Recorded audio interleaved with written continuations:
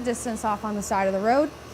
And then we press our power button, and that immediately will start recording data, and then we just move on to the next deployment spot. It's kind of a fast-paced process. So once those are all deployed, storm has passed, it's a little while later, we go back and we pick up our distrometers.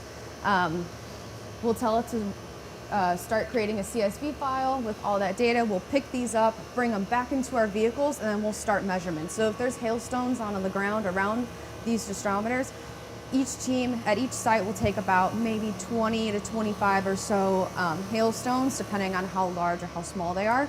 And we'll do physical measurements. So we'll come over here, and this is exactly what our program looks like on our laptop screens that we use. We'll take our diameter, so we'll do a maximum, a minimum, and an intermediate diameter of each hailstone. We'll weigh it, and then we get to crush hailstones. So this is our crusher. And all the data is recorded here, which you'll see. And then, if you want to grab a hailstone for me, yeah, I'll take over for a second. You can go run grab an actual real hailstone we're going to crush here.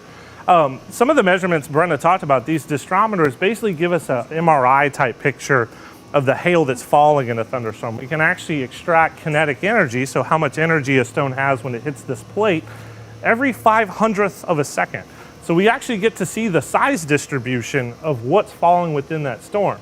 Now, Brenda mentioned the physical measurements of hail. That's actually a crucial step in what we'll talk about in a little bit is our laboratory test program of what are the properties of hail we actually have to manufacture hail here in the lab to account for.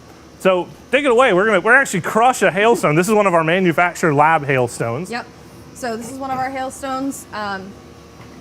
Looks a little bit different than what we'd see in the field, but doesn't have those lobes, but we are going to go ahead and crush it.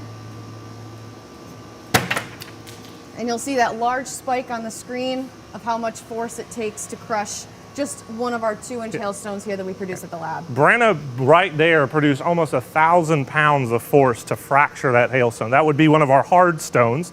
We actually account for the strength of hail and actually how we test in the lab right here. So pretty cool stuff. So you've been doing this field work now for a little while. What's your impression? How do you like doing the work? I love it. It's one of those things that's like an adrenaline rush for me to be out there and to actually do hands-on work and just be out in the field for a week at a time and just getting to focus on hail and seeing it in person. I'm not from that area originally, so not really accustomed to seeing hail that often, but just getting to see the science in action. Let me ask you, Brenda, we did get a question is what I'm trying to say. How often do we go on these deployments? How often do they happen? So typically we will go on usually one deployment a month from April to June is what we try to do. It depends, varies on people's schedules. We have a lot of events that go on here at our facility, but we try to do one deployment a month. I feel informed, Ian. Yeah, there you go. Yeah, it shakes out to be almost about somewhere between 10 to 14 days in the field each year. We stretched that out a little bit due to some different experiments this year we're going to run. And fingers crossed there could be a really big multi-institution project coming down the pipe in a couple of years. So we hope that takes shape, but we'll see. Awesome. You have anything else for Brenda? No, that was wonderful. Thank you, ma'am. Thank you, Brenda. All right, so let's continue our tour here. Let's mosey this way. And now we're talking about our hail machine. Let's dive in. Yeah, so you hear all the noises going on in the background. We've got all this equipment running. This World War II looking submarine apparatus is actually probably, I used to joke, it's the most sophisticated ice machine on planet Earth. But this is where our laboratory hailstones are actually made.